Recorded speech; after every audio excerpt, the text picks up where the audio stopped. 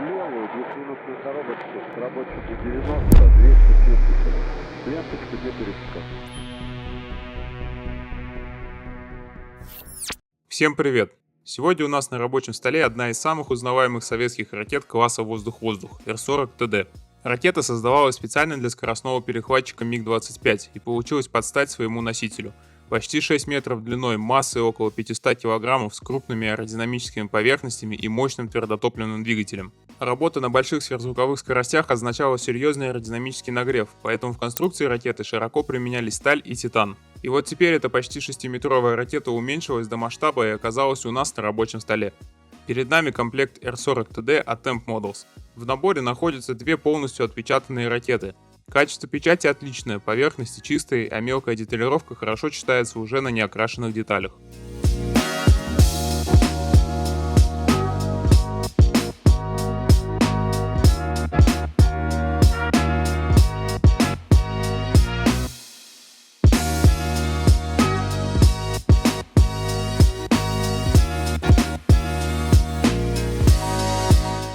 Отдельно выполнены элементы хвостовой части.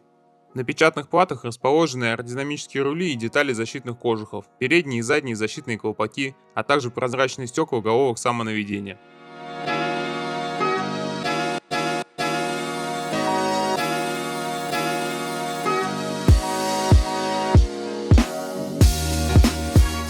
В комплект также входят декали с технической маркировкой и подробная инструкция по сборке и их нанесению.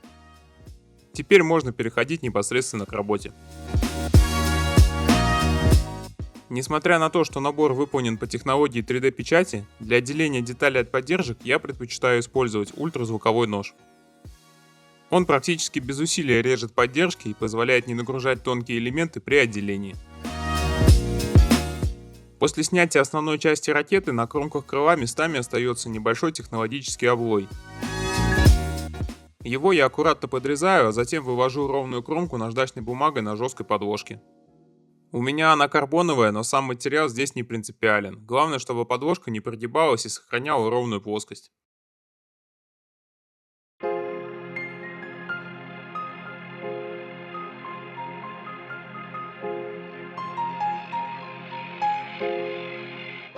Хвостовую секцию после отделения слегка притираю к основной части корпуса. В результате детали сопрягаются очень плотно, а щель вместе соединения получается минимальной.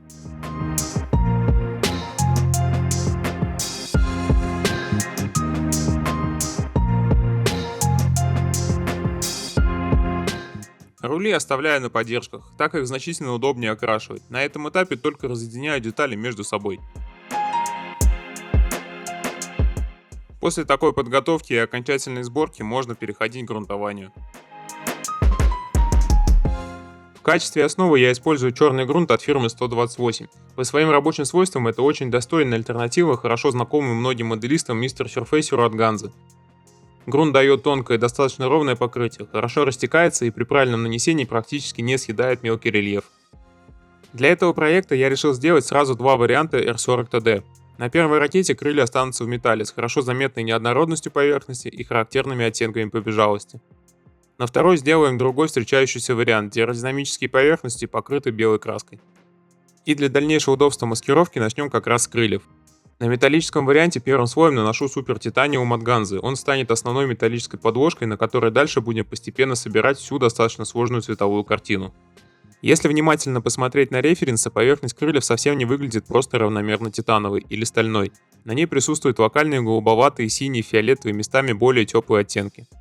Светло-голубых участков здесь относительно немного, поэтому вдоль отдельных кромок наношу нержавеющую сталь из линейки АК Extreme Metal. У этой краски как раз есть нужный мне холодный, слегка голубоватый оттенок стали. Чтобы получить сложную металлическую фактуру и при этом не перегружать модель многочисленными слоями лака и чиппинг состава, часть участков закрываю обычной жидкой маской. Наношу ее небольшим кусочком губки, стараясь получить не правильные пятна, а достаточно хаотичный рисунок. После этого поверх всей этой конструкции наношу синий металлик от Jump Mint, и вот здесь поверхность уже начинает приобретать тот характерный вид, который можно увидеть на фотографиях настоящих ракет.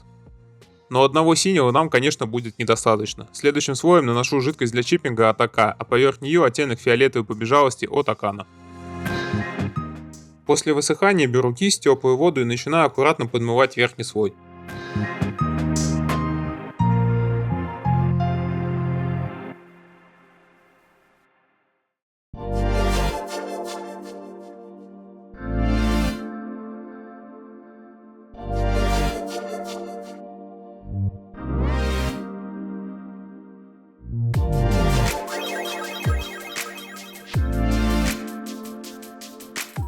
После этого дополнительно подключаю синие и фиолетовые чернила от Валеха.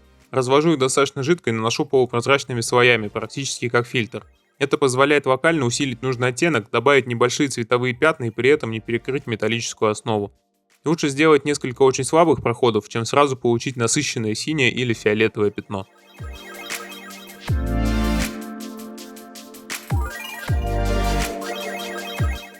Когда общая цветовая структура меня устраивает, можно немного приглушить получившийся результат.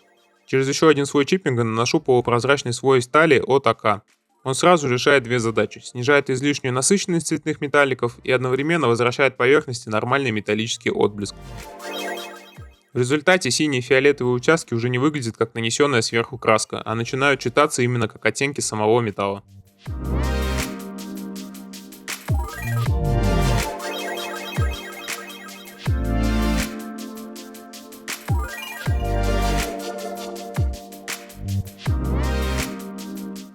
После этого остается пройтись по совсем мелким деталям, например, добавить другой металлический оттенок в отдельных уголках и технологических элементах крыльев.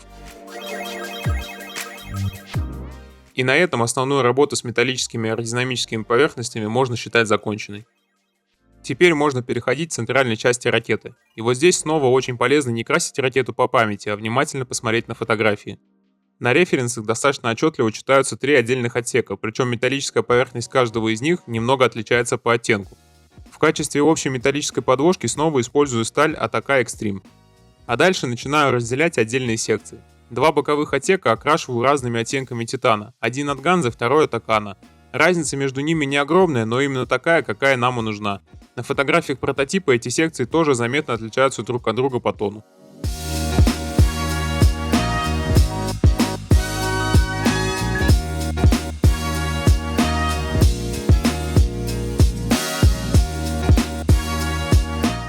Центральный отсек делаю немного интереснее. С помощью чиппинга формирую на нем едва заметную сине-золотистую структуру. Здесь эффект должен быть еще более сдержанным, чем на крыльях, буквально намек на изменение цвета металла, который становится заметен только при определенном освещении.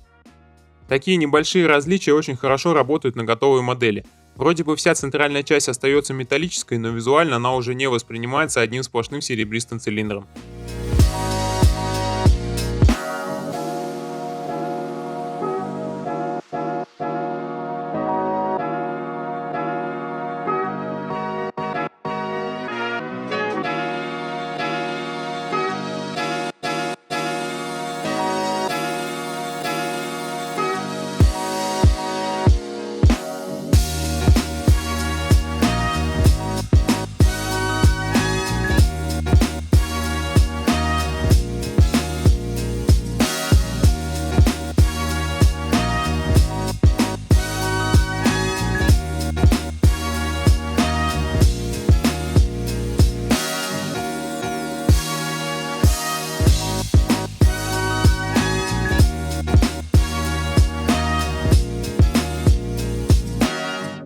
Следующим этапом накрашиваю кольца в местах стыковки отдельных отсеков ракеты.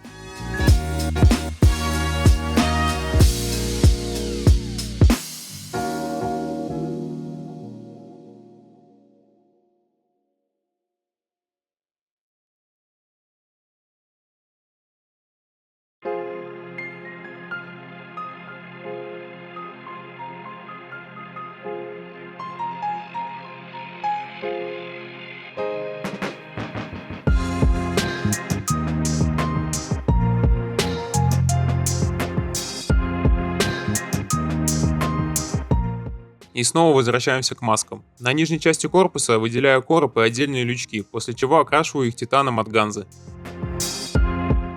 Из-за большого количества секций, лючков, металлических элементов и различных границ окраски маскировочного скотча на данном этапе используется довольно много. А дальше начинается базовый белый цвет. Снова маскируем уже окрашенные участки и наносим белую краску от фирмы 128. И вообще, по количеству масок и различных оттенков эта ракета, на мой взгляд, вполне способна посоревноваться с Х-31. Это вам не Р-77, здесь просто задуть все одним цветом и спокойно пойти пить чай не получится. После базового белого переходим к небольшим, но достаточно заметным элементам корпуса. Некоторые лючки на референсах имеют характерный коричневатый, почти бакелитовый оттенок. Что именно за материал использовался здесь на настоящей ракете, вопрос интересный. Если среди зрителей есть специалисты, которые точно знают назначение этих элементов и материал, обязательно напишите в комментариях. Сами лючки я окрашиваю кистью, но перед нанесением этого цвета прохожу границу маски базовым белым. Это небольшой, но очень полезный прием. Белая краска запечатает край скотча, и следующий оттенок уже практически не имеет возможности затечь под маску. Следом окрашиваю отдельные управляющие поверхности на крыльях.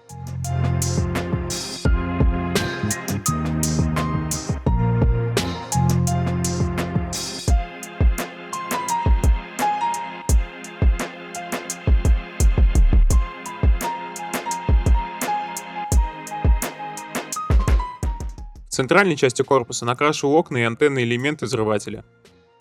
Именно такие небольшие контрастные детали особенно хорошо начинают работать после нанесения смывки, поэтому полностью игнорировать их даже на сравнительно небольшой масштабной ракете точно не стоит.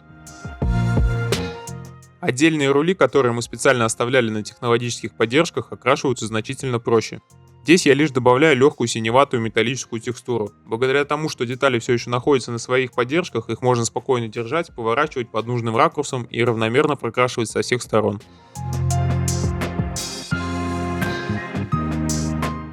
Отдельно занимаемся защитной оснасткой. Кожухи и защитные колпаки окрашиваю в красный цвет. На передних колпаках добавляю небольшие сколы. Здесь они вполне уместны, это съемные элементы, которые в эксплуатации постоянно устанавливаются и снимаются, поэтому абсолютно стерильными их оставлять не хочется. Теперь можно переходить к маркировке. С нанесением декалей никаких сложностей не возникло. Для их посадки использую сеттер от Ганзы, а в качестве средства для окончательной приварки фиксатор от фирмы 128. Химия работает очень хорошо и по своему эффекту вполне сопоставима с привычным ганзовским софтером. Декаль размягчается, нормально облегает мелкий рельеф и после высыхания хорошо садится на свою поверхность.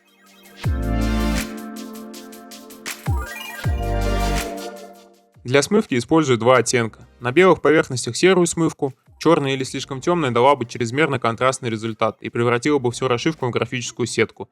Для металлических и остальных более темных элементов использую уже темно-серый оттенок.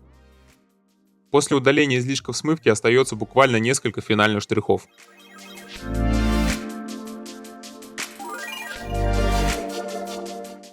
Массово имитирую герметик в районе антенных элементов взрывателя. Стекла головок самонаведения предварительно окрашиваю в бледно-красноватый оттенок и аккуратно устанавливаю в носовую часть. И после установки этих деталей работу можно считать законченной.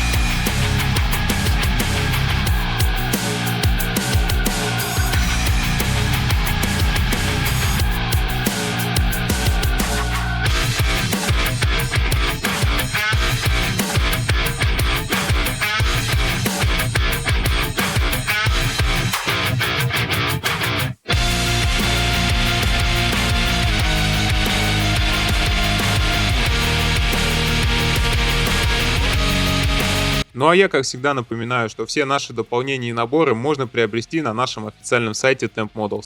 Прокачивайте свои модели с помощью наших дополнений, добавляйте те детали, которые действительно делают готовую работу интересней. И, конечно, если вам нравятся наши мастер-классы, авиации и масштабный моделизм, подписывайтесь на наш канал. Сейчас наша следующая цель — это 8000 подписчиков, и ваша подписка действительно поможет нам к ней приблизиться. Спасибо, что досмотрели этот ролик до конца. Увидимся в следующих мастер-классах. Всем удачи в моделизме и до встречи!